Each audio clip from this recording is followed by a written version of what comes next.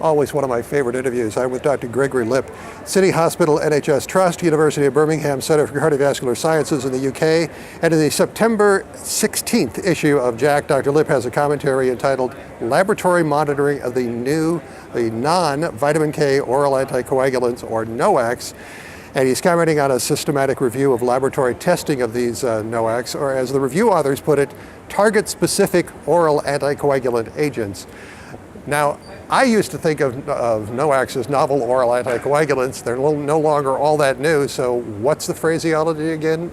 Well, as you put it just now, the preferred terminology really should remain NOAC, and let me explain that, because NOACs were initially meant to refer to new or novel oral anticoagulants. Now, these drugs have been around for a good 5-6 years, licensed and available, so they're not necessarily new, they're not necessarily novel either. And you start seeing in the literature a plethora of different terminologies. Right. For example, in North America, they start being called TSOCs, T-S-O-C, target-specific oral anticoagulants. And in Europe, you're starting to see DOAs, direct oral anticoagulants, coming out in the literature. And that's confusing because if you type in if you type NOAC into PubMed or Google Scholar or something like that, you do come up with the data for the drugs, the Dabigatran, rivaroxaban, apixaban, or edoxaban, or whatever. But you type in TSOC, T-S-O-C, into Google, you come up with the Taiwan Society of Cardiology. And of course, if you type in DOA, D-O-A, into Google, that comes out as dead on arrival. Yes, it does. So what we did earlier this year, myself and a few good friends, we published an appeal for consensus in CHESS to say that we should really come to some consensus on terminology for these important drugs that have changed our management of AF. And we suggested that we should keep to the terminology NOAC, keep to the acronym NOAC, but to use NOAC to stand for non-vitamin K antagonist oral anticoagulants.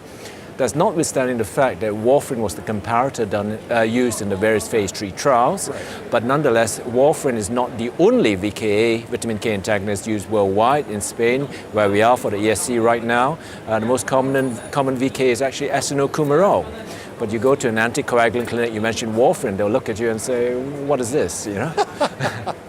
Now, let's talk about the paper that you're discussing by Kuker et al.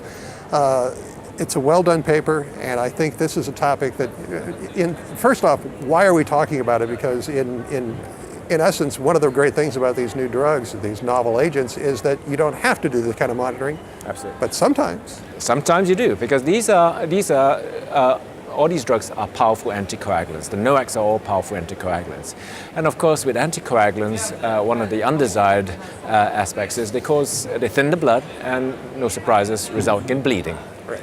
And if a patient presents, for example, with an acute bleeding episode or requires an urgent operation, you need to know whether the patient is systemically anticoagulated or not. And therefore, it's helpful to have a quick, simple, and fast test that you can use to check whether the patient is systemically anticoagulated.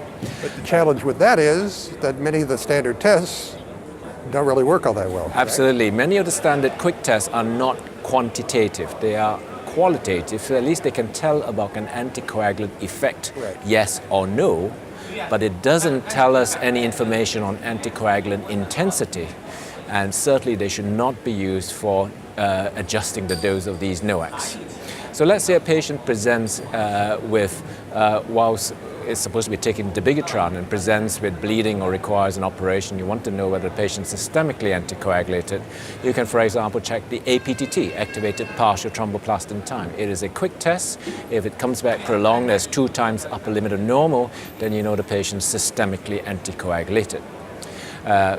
You can do more sophisticated tests, such as the hemoclot or the TT, for example, and then that will at least be a bit more related to the anticoagulant intensity, but it's not widely available.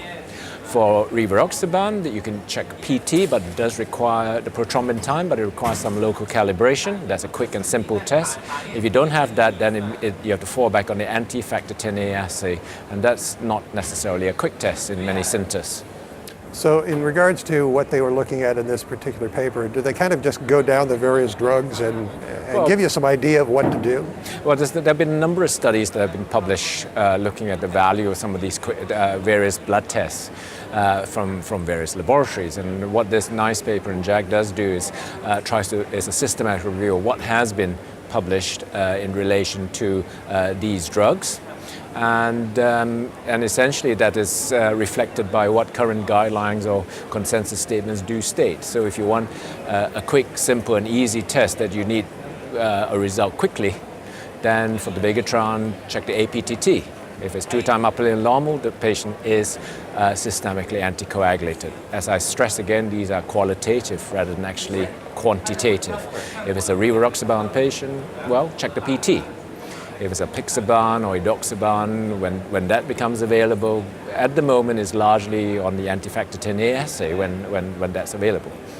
Well, this is in the September 16th issue of JAC. It's a pair of papers. Dr. Cukor and colleagues have the first paper which has all the data in it, and then Dr. Lip has an editorial comment. It's a great pair of papers for JAC. For Cardio Source World News, I'm Executive Editor Rick McGuire.